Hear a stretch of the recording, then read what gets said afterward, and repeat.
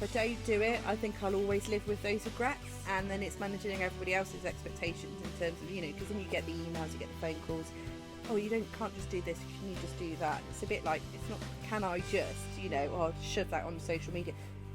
It takes quite a long time if you're doing it properly, but actually it's okay not to be okay as well, and to reach out. Hello and welcome back to Inspire Your Story, the platform where others share their stories to inspire you. Before we jump in, if I could ask you to hit subscribe in order to help me to continue to inspire all of you wonderful listeners out there. In this episode, I'll be speaking to farmer, podcaster and blogger Millie Fyfe. Welcome to the channel. Thank you very much for agreeing to come on the channel today. To begin with, if you could just introduce yourself, who are you and what do you do? I'm Millie Fyfe. I'm a farmer's wife, a mother of 2 young children, and I'm an entrepreneur. So I run my own business. It's a PR and marketing business, and I always say that I am the farm diversification. so we're farming here. We've got 100 beef suckler cows, we've got 300 sheep, we've got a few pigs, chickens, and I also have my kitchen garden over here that we're sat in at the moment. So I do a lot of digital content creation around what we do on the farm, and that forms the basis of my food blog and my podcast. So my food blog is called No Fuss Meals with Busy Parents, and my podcast is called The Countryside Kitchen Meets, and I interview farmers and food producers about what they grow and put that out so that more people are aware of what grows in this country, and put that with recipe ideas. So there's quite a lot of strings to my bow. Definitely. Yeah, that sounds like you're constantly busy, constantly going like on the go. All the time. How do you manage that? Some days are good, and some days are not so good. I have always been a really big fan of list building, and I work to a schedule all the time. I'm really good at planning my diary and trying to manage my workload, but like probably most people, it's trying to strike that work-life balance. And I think living and working where you are all the time, there's really blurred lines, or there's no real boundaries. So I could be working all the time, but actually I'm also doing what I love. So, and then other times it's kind of a really stressful situation and I can't get away from it. And it is also a real challenge to be able to go on holiday and things like that, because there's a lot of mouths to feed here, and a lot of responsibility as well. So it's a constant juggle, but I'm very passionate about what I do. Would you say that passion keeps you going? Yeah, it really does. I think there's kind of like an internal treadmill that I have, and I'm like, I get a bit of a kick about, making a difference. So some of the content I create, I really enjoy putting together. And it's funny because I like to be able to share what we've got here. I feel really fortunate to be in a position that we've got a beautiful garden, we've got lots of animals, we've got land that we manage and the environment, and actually being able to share that with a lot of people that perhaps don't have similar to what I have, but appreciate all the different things that go into producing food. So for me, that's sort of really what forms part of making a difference, and the passion that I have, and the difference. People then message me and say, wow, I didn't know that grew in this country, or you've inspired me to grow tomatoes in my polytunnel or on my windowsill, or oh, I'm now cooking with my children and I never used to do that before. And so for me, I'm like, wow, that's amazing. So I love it when people actually like get in touch. I think that's the thing, because a lot of people don't realise where things actually come from, as stupid as that sounds. I think in this day and age, we're so used to going to the supermarket, getting some milk, getting some sausages, and it's just, you don't necessarily look at that wider picture. Would you say things have changed since COVID? Yeah, big time. During COVID, obviously all of the restaurants and pubs and outlets closed down overnight, and so a lot of people had to look at eating or cooking in a different way. So scratch cooking was a big thing, and that's really where the premise of my food blog came from, because I was at home with 2 very, very young children in my garden on the farm, and I just naturally take pictures of what we're growing, what we're producing, and I just post it online, and the reaction was, oh my goodness, you do, you know, how do you manage it all? And I'm like, it's just what I do, you know. But equally it was like, you can do this too. Or, you know, did you realise that, you know, this business sells meat boxes, this business grows strawberries, what have you, you can pop down and get that, or they will deliver to you. And so for me, that was really the kind of platform or the opportunity to really gain a bit of traction with my own projects and things like that. But I think moreover, projects or programs such as Jeremy Clarkson's Farm has made a big difference. And again, even like our neighbours have really come to appreciate some of the pressures that face the farming community, whether or not it be animal disease, whether it be climate change and the weather, and also like bureaucracy or the rule making and things like that. It's been a real revelation for a lot of people, and as a result they've gone, we need to support locally, we need to buy British and things like that. So yeah, those sorts of the pandemic, but also programs have really made a difference. Yeah. No, that's good to hear, because again, you hear it all on the news about farmers struggling. So the fact that people are now looking at farm life in a different light as such. You mentioned Clarkson's Farm there. Yeah. Do you think that's had any impact? Yeah, big time. Is that? Yeah, it really has. And you know, it's a bit like Marmite. Some people really love him and some don't. And you know, the first series everyone sort of watched with a little bit of trepidation, especially within the farming community, and the reaction was amazing. And then the second series was just sort of the icing on the cake, really, because you know, the challenges that he faces is what we face on a daily basis, and although he makes it quite entertaining, you know, and that's why it's reached the masses. Some of the issues that he highlights, like the animal disease such as bovine tuberculosis, which is, you know, for cattle farming and dairy farming, is a huge problem throughout this country, and highlighting those issues, but in a way that slightly, you know, there's a bit of entertainment with it as well. But it's kind of, he says what everyone else is thinking. And also, you know, the planning consent for getting his farm shop, and the, you know, again, it's kind of the bureaucracy surrounding that and the things that we all have to jump through on a daily basis, as well as obviously tending to our animals, tending to our crops and things like that. It's kind of like, it's never ending, really. So it's not, it's quite refreshing. And also to highlight, I think in the first series of Clarkson's Farm, he made like all the effort in a whole year, he hardly made any money. And for him, who I mean, I don't know what, you know, he's obviously a multi-millionaire or what have you, but for him to then say, I haven't made any money, well, you know, and you think, oh God, for blood, sweat and tears, I've made about 200 quid. And you think, yeah, that's farming, you know. I just want to circle back round to something you mentioned in one of your previous answers. Oh, hey! This is Haggis, everyone, by the way. Yeah, we've got a new friend. Yeah. New podcasting friend, eh? Yeah, and that's it. She's come for some fuss. She's so cute. In one of your previous questions, you said about you started posting things, people were messaging you. Would you say that's been one of your drivers, the fact that you are helping other people?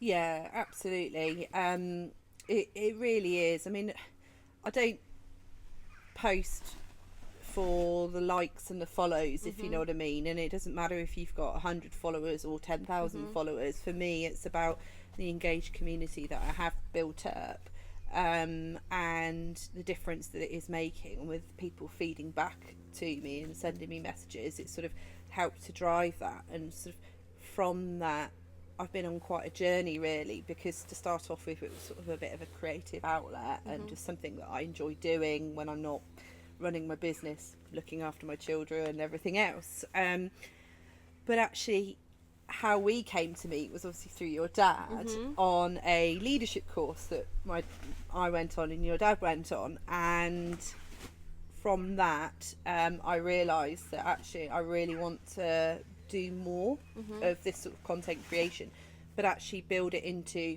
a business. And because of the kind of social community element of that, I've actually been able to register that as a social enterprise or a community interest company. So it's not a charity, it's not a company, it's somewhere in the middle. Yeah.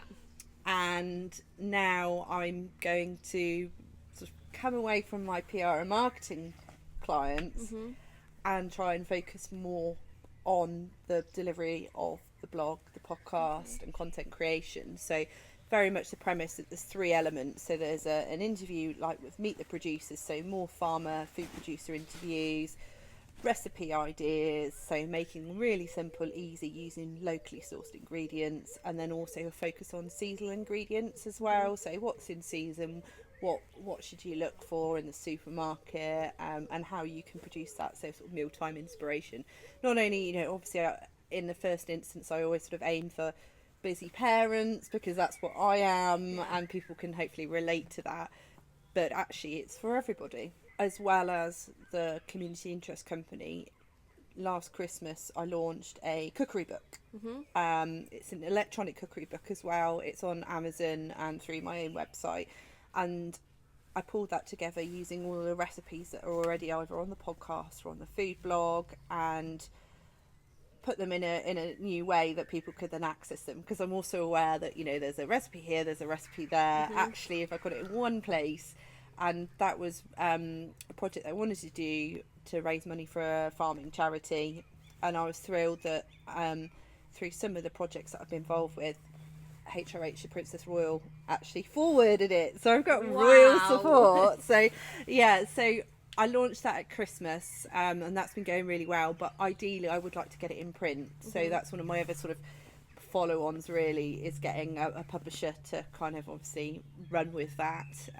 But again, it's just having the time to kind of put the work in to actually like speak to them, work out how much it's going to cost, or will they kind of like fund it, because it is a bit of a creative outlet, and it's just something that I want to sort of see grow. Wow. Absolutely, like, that's incredible. You've got your book, you've got your PR company.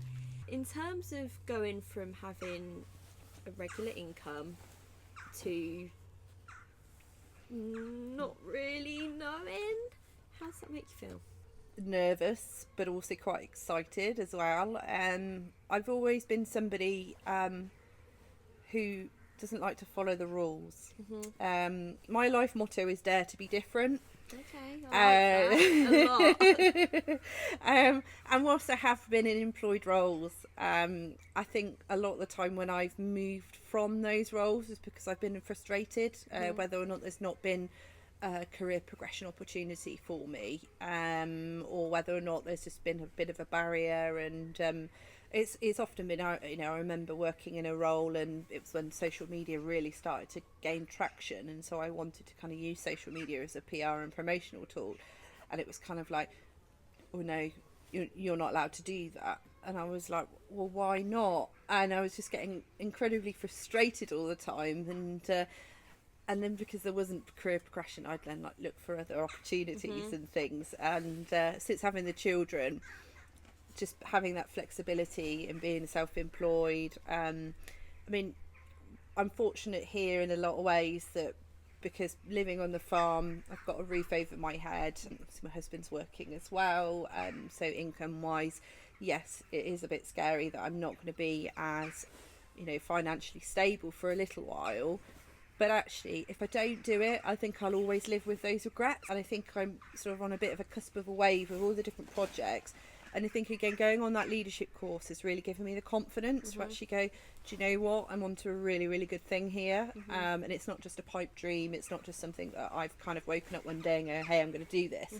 I've kind of been putting the foundations in place for a couple of years now, and I'm getting the kudos, I'm getting the credit. People are starting to put me forward for awards or receive accolades and stuff like that. So I'm a bit like, just need to bring the income in now. And now, I'm recording all the evidence, in terms of the difference that it's making, the follower numbers, the analytics and stuff like that. And it's kind of like the benchmarking and actually going, do you know what?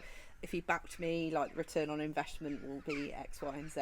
So, it's just kind of getting all my ducks in a row, really, in that respect. But some of it does take a little bit longer, and that's what I found, like, just even simply like getting a bank account sorted but in this day and age it's really difficult. Do you find that frustrating? Yeah. That you can't just have things done Yeah. now? Because I'm used to going bish bash but I'm just fill something in and it's done. Again, it's really frustrating because it's kind of part of the process in terms of getting set up, so then I can actually start to apply for grant funding. And the first thing is, have you got your own bank account? Have you got a team of directors? Because to start off with, I just picked me and my husband just to get things set up. But then I've just appointed 2 new directors as well, because one of the first things when you're looking for sponsors or support is that you can't live in the same household or be related by blood or marriage. So okay, right. So I was like, right, I need to start appointing other people, and then obviously getting the bank account sorted, which is something I've always wanted to do anyway, because having worked for various charitable organisations, I know that obviously I need everything separate, and it's going to run completely separate to anything else I've ever done. So yeah, it is really frustrating when you just want to get something done, but I'm doing it properly. So I don't want to, so I appreciate that there are hoops you've got to jump through. With appointing other people, obviously, if it's always been your husband and you being the board of directors, how do you find someone you can trust? So one of my new directors is a lady that did a bit of work for me last year. She actually came in as a lambing assistant, and I really got to know her well. And then last summer we went away on holiday, so she offered to house sit, and while she house sat, she actually renovated my whole office for me. Obviously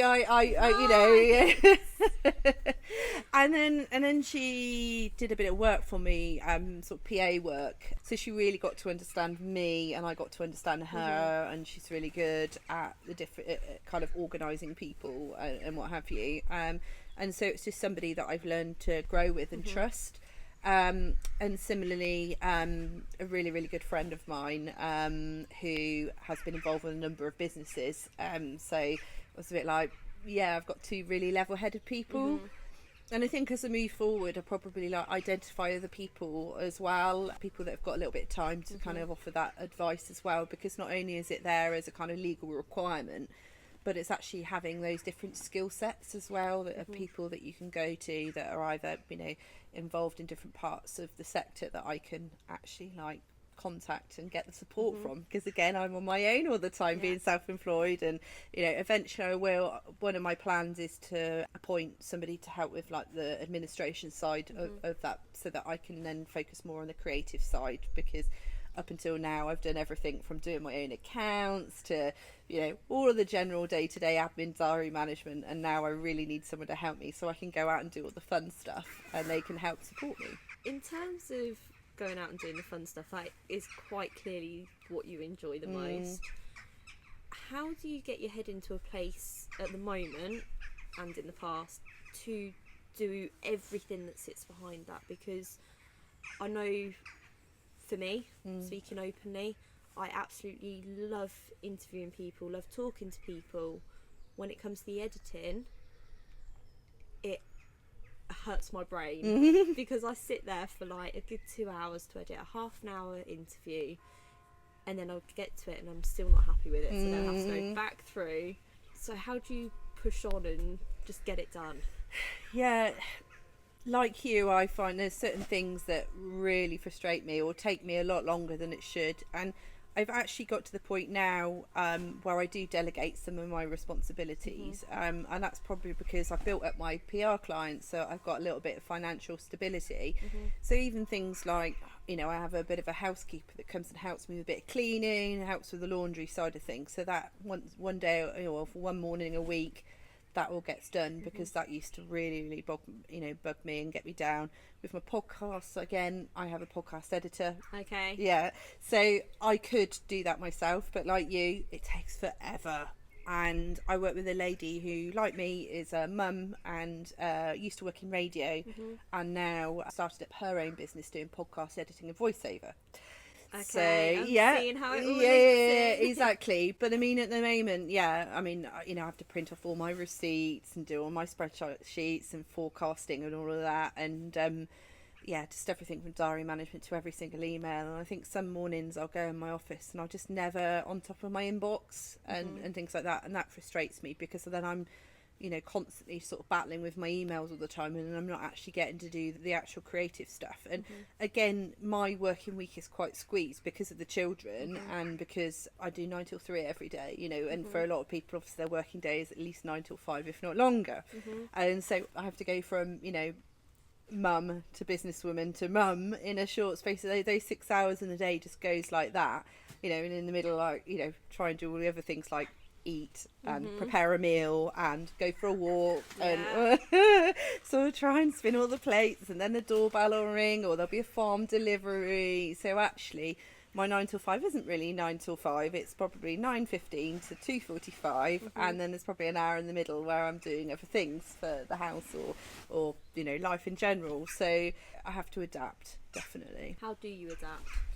I've always been really honest with my clients and everyone about that. They know that I have young children, and although I don't set boundaries as such, I won't. If it depends on me, I obviously look at my phone. If I know who it is and they know that I've got children, then I'll probably answer the call. But if it's something really serious, if I'm in the car and the kids are in the back, then I won't answer. I'll let it go to answer phone, and I'll ring them back the next day. And on my emails, I have an out of office most of the time that basically says like, you know, you might get an email back, you might get a response straight away, but you might not. You know, just bear with me, because, you know, it's just me. I think sometimes people just expect things like, you know, they might have a team of people around them, but for me, it's just me. And when I do some of my events with my clients, they're like, oh, gosh, you know, you think of everything, you're really caring, you understand. And I'm like, yeah, I do, and I do put a lot in. I put my heart and soul into everything that I do. And so actually, again, it's about that kind of managing those expectations and not taking on too much. And I have been a victim of that in the past, where I've kind of taken on too many clients, and it's really overwhelming. Would you say that's a personality trait, or would you say it's something you've learnt over the years? Probably a bit both, because I suppose I'm probably the victim of my own success. I don't know how to say no, and I love it. I get a thrill out of people wanting to work with me, and it's very, very flattering. And actually, it's then thinking about, well, how many hours do I have in a day, and what can I physically fit in, and then it's managing everybody else's expectations in terms of, you know, because then you get the emails, you get the phone calls, oh, you can't just do this, can you just do that? And it's a bit like, it's not, can I just, you know, or shove that on social media. It takes quite a long time if you're doing it properly, and so it's always managing those expectations. But also, since having the children, I've actually been really unwell, and part of my coping strategy is to keep busy. So that is sort of part of why I spin so many plates, because if I had the time to sit down and, you know, I think I've lived in chronic pain since having my first child, and I've only in the last week found out exactly what I've actually had, a final diagnosis. So 5 years on, I finally got to find out what is wrong with me. And I've been passed around by so many different departments, because, you know, as a woman, you've got lots of things going on in this area. And obviously we've had COVID in the middle as well. And because it's not been life-threatening, I've not been a high priority. So I've just had to sort of take different tablets and go and see physios and things like that. But during childbirth, I've actually got a spinal cord injury. And that was something I found out last week by going and seeing the neurologist and actually having nerve conduction testing, because I have a real weakness all down my left side, and I have a chronic pain in my abdomen. But the professionals were thinking, was it my bowel, was it my, you know, gynae and stuff like that, or was it musculoskeletal, you know, what was it? And so I've been round the houses. I've also had a couple of other health complications as well. But just having that aha moment and someone going, this is what's wrong with you and this is what we're going to do about it, has just been like a huge weight off my shoulders. But definitely being busy has been one of my coping strategies, because then I get into bed at the end of the day, I'm absolutely exhausted, but I sleep, you know.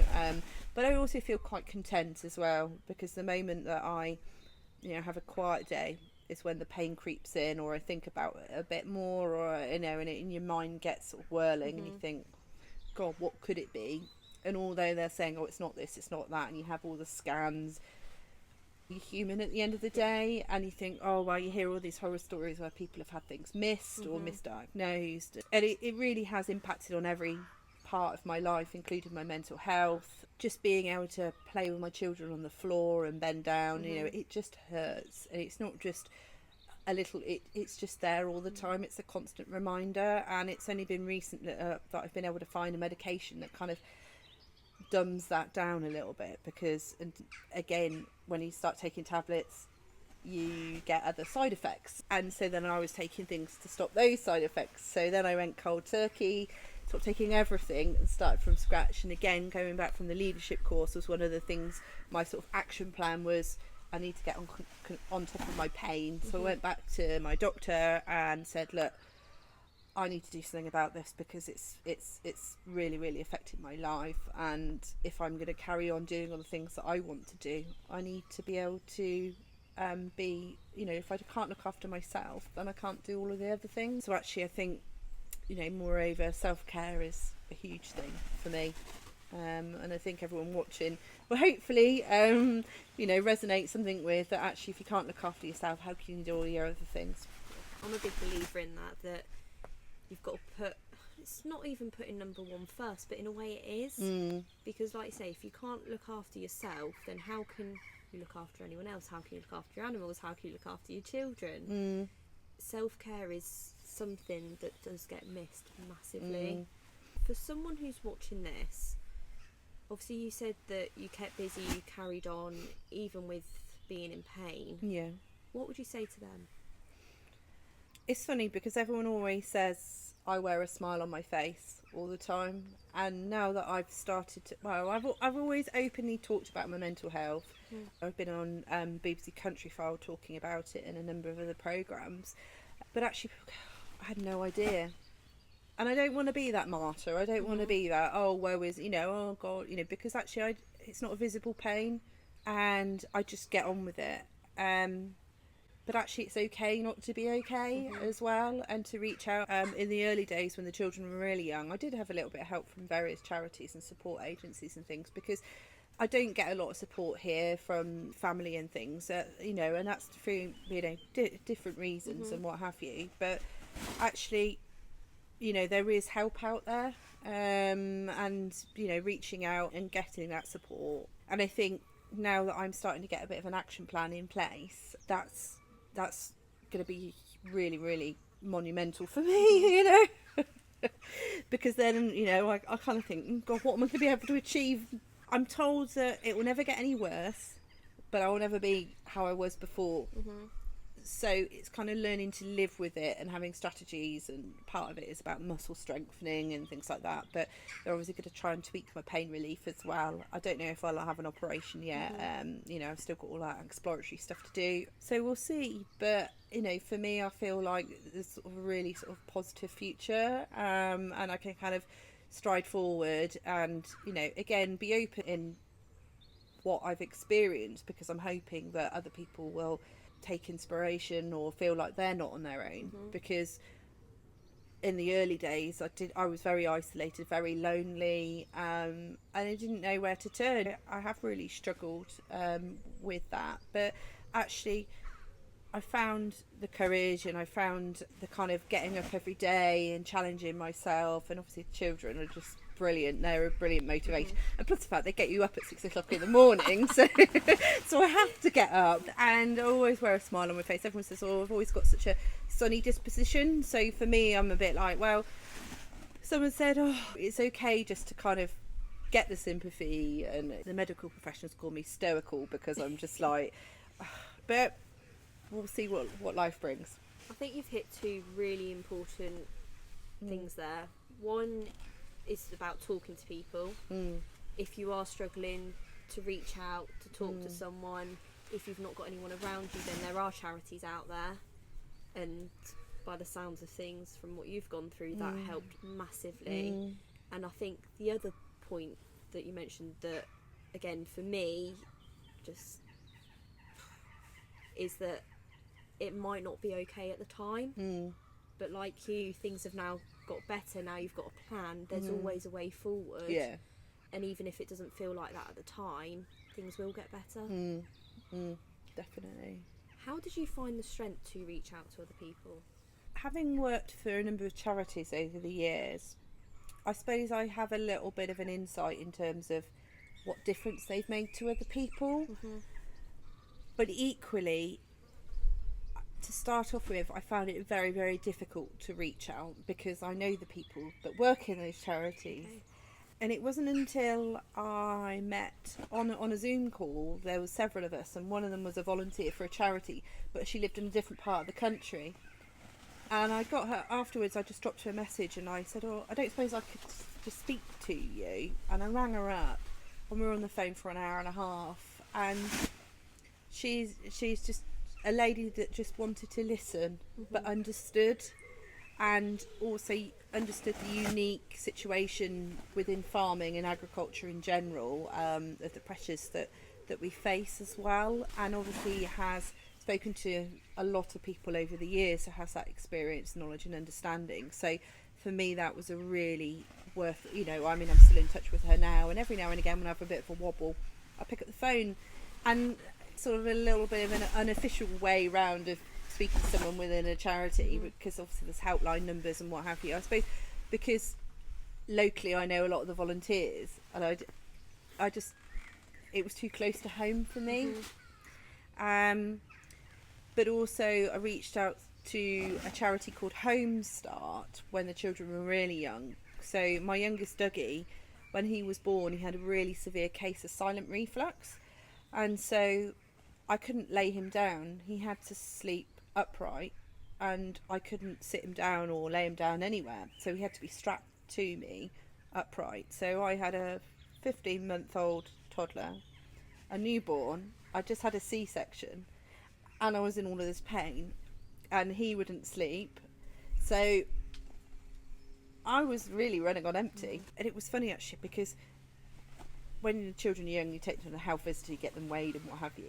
And I spoke to the health visitor about it, and she wasn't going to refer me. She didn't. I think because Home Start generally help single parents or those that have got a bit of a lot of combination of things going on, whether or not be issues with drugs or alcohol or domestic violence and things like that. For me, it was a case of I think they thought that perhaps I got a bigger network around me, and so actually I did a self-referral in the end, because again I felt that I was on my own. I mean, everyone probably watching this thing, oh, where's your husband, what's he doing?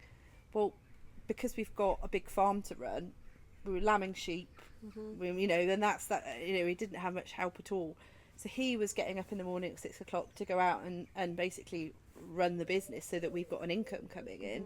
And there I am, just trying to spin the plates and keep on top of things. And we could sort of pick through and overanalyze and what have you, and where are all my family and things like that. But actually having that support from Home Start, so once a week a lady would come in and just go for a walk with the children, so that for me just gave me a little bit of space so that I could fold the washing or do the washing up, or just do an online food shop or something in peace, or just being somebody to talk to that is a mother that can appreciate my situation. So again, that for me, I didn't have the support for very long, but for me that really helped. How did you find the strength to do the self-referral? Again, I thought I've got nothing to lose, and it annoyed me actually at the time that that the health visitor, when she came to see me, she said she was going to do it, and then when I went to a clinic she said she hadn't done it, and I thought, well, that was like 3 weeks ago. And then I thought, because I'm a person of action anyway, so I'm just going to do it myself, and I just thought, well, yeah. So, and then they rang me up and they were like, oh, we don't normally get self-referrals, it's normally for, and I was a bit like, well, and I explained my situation, and they were like, they came out and then they said there's a new volunteer locally, and actually I knew her, and actually she's a firm friend, somebody in this village, and she just it's been brilliant. So yeah, and that was a number of years ago now, and I did a bit of fundraising for them as a little way of saying thank you as well. How old are the children now? They're 5 and 4. So yeah, so it's pretty full on. Yeah, I was going to say, so pretty full on still. It's not calmed down at all. No, at least they do sleep at night. You put them to bed about 7:30 and then they will sleep until like 6, 6:30. But now they're getting to the point where they can come downstairs, put the telly on and sit and watch some cartoons in the morning. They're almost at the stage where they can get their own breakfast as well. So yeah, so I'm starting to feel like can maybe sleep till 7:30. So for me that's a real luxury. Cooking their own breakfast, that's why you're doing your blog then. It's really teaching them how to cook, aren't you? No, absolutely, that's it.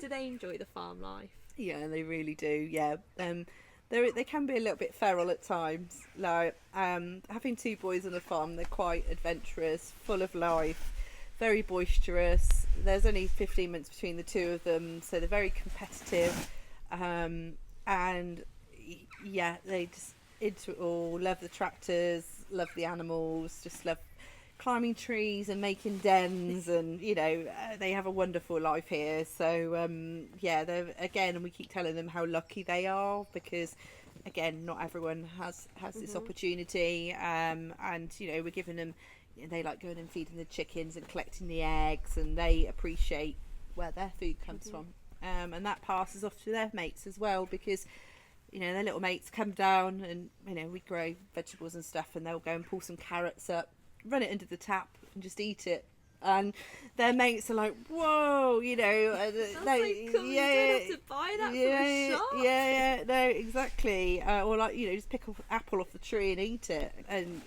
yeah, they're incredibly lucky to be able to do that. So yeah, and we remind them of that often. But again, we like to have their mates over and share it. When we're combining our wheat or our barley, we've got 4x4 and chuck all the kids in the back, and we'll all go up there and they can watch the combine working and go and see what the tractor's doing and stuff like that. So yeah, and equally we've had the school class come when we've been lambing as well, to come and see the sheep, and see all the lambs. Cool. I'm actually quite jealous now. I want to go. Yeah, well, you can come and see the pigs in a minute. Yes. So yeah. Yes. Throughout this interview, you've mentioned a few times about the leadership course. Yeah. Why did you decide to go on that? Yeah, so I was at a bit of a turning point in my career. So I've been running my PR business for about 2.5 years, and I've been the victim of my own success in terms of the clients wanting me to do more and more for them. I was up to capacity, and I thought, well, actually, there's only me, and do I employ a few more people, create a bit of an agency, or do I niche in terms of what I want to do? But moreover, because I enjoy doing my blog and my podcast and things like that, that is something that I thought, maybe I could make more of a living from that. But so it was a bit of a turning point, and I wanted a bit of direction, really. And I've done leadership courses before, but they're very much within the agricultural sector. And for me, the Windsor Leadership course brought people from different industries, different backgrounds. And I wanted to get a bit of insight from them in terms of their challenges, but equally put my case forward in the sense that I am self-employed. I am from a different sector to everybody else, and kind of get a bit of insight from them that I could kind of learn and take back in terms of where I could go from here. And during that week at Windsor Castle, we all got the opportunity to present our leadership insight, or our conundrum, as it were, they called it. And I was the very last person. And it was interesting throughout the week. Everyone sort of had a different perspective, and I wanted to do something completely different. My life motto, dare to be different. So I did, and I kind of put all my cards on the table as well, because I said, look, I'm really successful in what I've achieved to date, and I have got no issues in terms of being able to get my videos, get news stories in farming publications. I can ring up my local radio station if there's a farming sort of topic. I can talk about that, no problem. But I want to kind of go mainstream, if you know what I mean. I want to get out there. I want to do a lot more of that and be more of an anchor woman, kind of be perceived as somebody that is trusted and a friends person a bit more, not just within farming, but actually more wider. And the positive, the confidence, being a little bit vulnerable and saying, look, I don't know where to turn. Can you help me? Actually, for me, was a really big turning point, because the amount of people that came up to me and either said, right, I can put you in touch with somebody, you need to speak to this person, have you tried this? And that's sort of given me the confidence to then move forward and register as a social enterprise. We've also had a couple of TV castings as a result, so I don't know where it's going to end up and where it's going to lead me. And also obviously us meeting as well. Yeah, exactly. And the opportunities that this will bring, you just don't know, do you? So you just got to put yourself out there a bit and just see what happens. So yeah, for me it's been life-changing really going on that course. I've had a lot of opportunities. Is there any that you've turned down? Yeah, a couple of people recently asked me if I'd help them with their PR or their social media, and actually I quickly said no, because I don't have the capacity. But a lot of people say, oh, you're so good at doing this, could you do this for me? And actually I don't want to do that anymore. I want to do my stuff. And it's got to the point where I really want to focus on that, but I've never had the time, the opportunity, or like with my blog or my podcast, it's always been a last thing at night, oh, just do that, or I wish I had the time to do that. And actually now it's okay to say no. And although it kills me because I think, oh, that'd be amazing, but actually there's not enough hours in the day. And I could then build up more of a client portfolio again, but I'd still be where I was before, and not having enough hours in the day, having all these clients that are then ringing me up, can you do this, can you do that? And I'm helping their business and not my business. And so for me, it's about now, what are my values? What are my objectives? And actually just going for it, rather than being flattered and thinking, oh, they want me. And equally, you get a lot of messages and things on Instagram and what have you, and you kind of explore them and you think, well, actually, this is going to cost me a lot of money, or is it really worth it? Oh no, that's not my target audience, or and I think you have to kind of be true to who you are and not come away from that, because I think that can blur what you're trying to achieve as well. It's always been a bit selfish to be helpful in one way, because you've got to be selfish to say no, that's not me, in order to build your brand to then help your followers, which is a really weird way of looking at it. But yeah, I mean, you go around saying yes to everyone, then you just be a crazy busy fool. Would you say the leadership course had any impact on you saying no? Yes and no. I think now, knowing the direction in which I'm going with my social enterprise, but I think because when I went on it, I was already at full capacity, and I'd recently turned down an opportunity because I thought, I'm exhausted. I don't have any more to give to anyone at the moment. But I think it definitely has given me new strategies in terms of how I frame that, or how it's not just a no, go away, leave me alone, because I'm obviously out there in the public domain all the time, sharing what I'm doing, and I get people all the time, and I'll go like, oh, keep in touch, if things change, kind of like learning ways to kind of say no, but people will be more respectful of that as well. Oh, you love it as well. Finally, I do have 10 very quick questions. Cool. So, 3 facts about you. Okay. No one particularly knows. Oh, okay. Well, my real name is Camilla. Oh, wow. And my brother is called Charles. No, seriously. Yeah. That's wicked. So yeah, my mum and dad had the foresight. I have also got another brother called Joe as well. So there are 3 of us. But obviously no one knows me as Camilla, really. Obviously I was born, I was obviously christened Camilla, but nobody knows me as it. I'm Millie. So yeah, that's one fact. I don't know, what other facts? I'm a really fussy eater. Are you? Considering I cook and blog, and I've always been, there's certain, there's not anything I'll say, oh, I really hate that.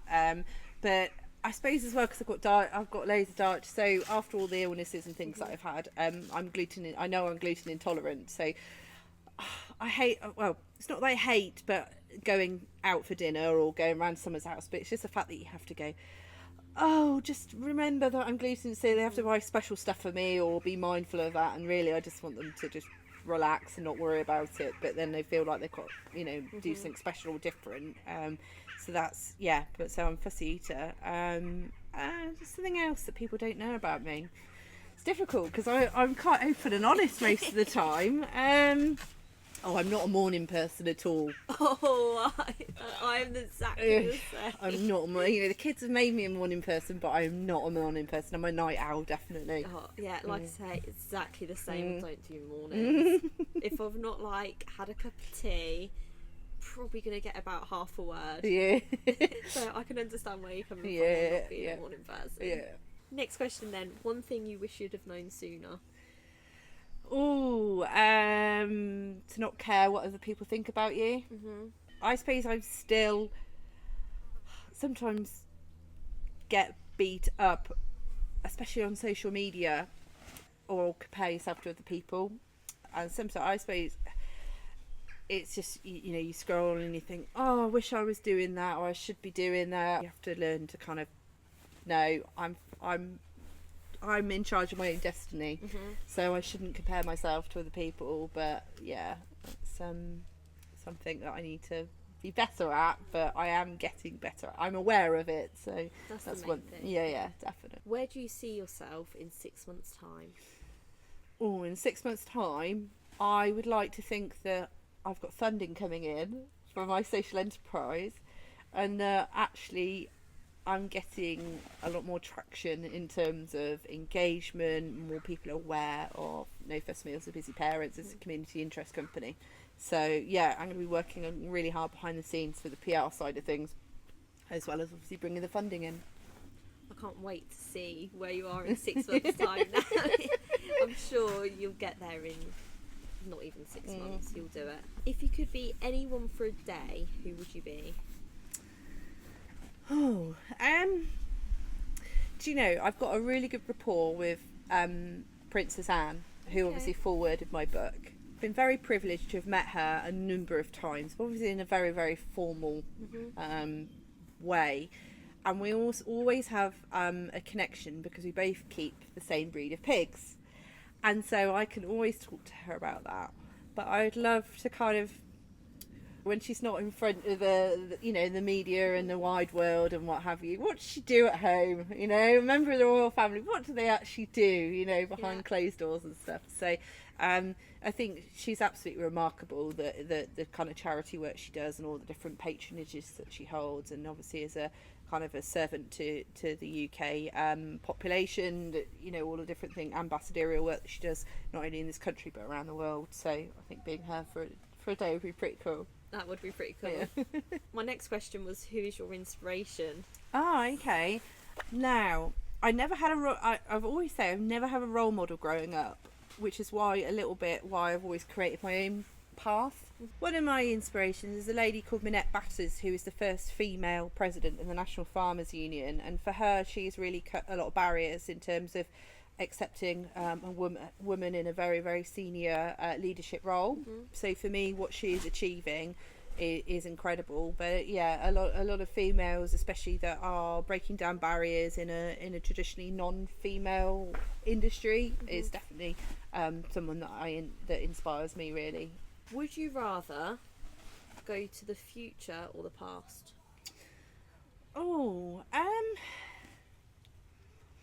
That's a really difficult question. Sometimes I feel like it would be lovely to go back in the past, to see, who went before you and how, the things that they overcame. And I think sometimes, like especially in the countryside as well, when you go across to Ireland is sort of, I don't want to say that they're 20 years behind us, but in terms of the development and their way of life, everything's a lot more relaxed. It's a difficult one. But then going into the future and seeing what I don't know. I don't think I can give you a straight answer on that one. Definitely a get out there. Do you believe in time travel? Oh, no. No, you can leave that with Back to the Future, I think. One unpopular opinion.